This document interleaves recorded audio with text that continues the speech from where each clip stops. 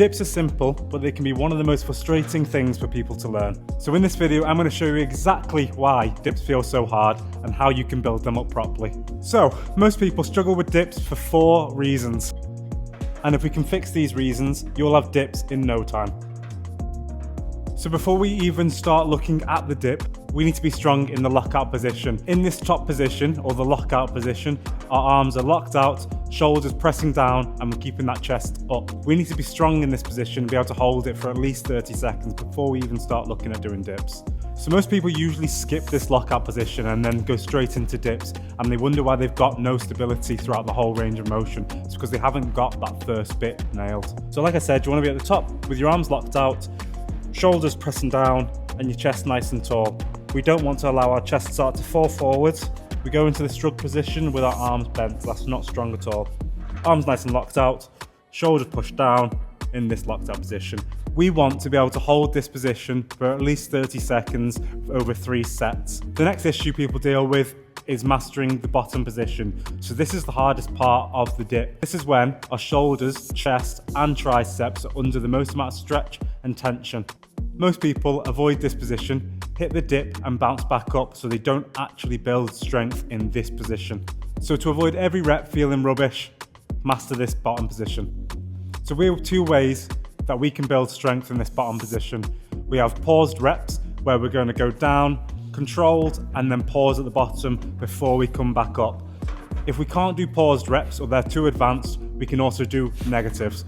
This is when we jump up to the starting position, control the negative down for 3 to 5 seconds, and then drop off, jump back up, and do it all over again. Both of these exercises allow us to move through that deep stretch with control. So the third issue that people usually have when they're trying to learn dips is how to actually progress through the different stages. Most people try and just do dips for the first time and they can't do it and then they stop. That's not how we learn. First, we need to go and do other exercises before we can do the full dip. So if you can't do full dips, don't go and try and do full dips. You're not going to get anywhere. Grab yourself a bench or a box and you're going to start off with bench dips. You want to become really efficient with bench dip. You should be able to rep out anywhere between 15 and 20 at a given time before we look at going on to the bars.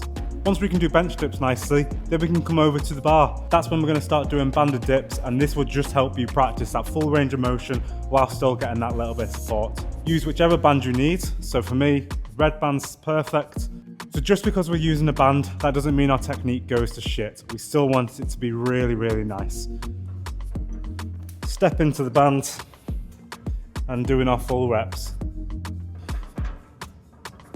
I know how much you want to be able to go onto full dips or full pull-ups or full anything straight away, but scaling things backwards allows us to get volume and practice our technique. So use that bench, grab that band, do whatever you need to be able to do to get volume in rather than just failing the same repetitions. Finally, the fourth issue that people have is bad form. I know dips feel self-explanatory, you just dip, but they're not. There's always a good way to do something in the gym. So with dips, we want to focus on that first lockout position, shoulders down, chest up.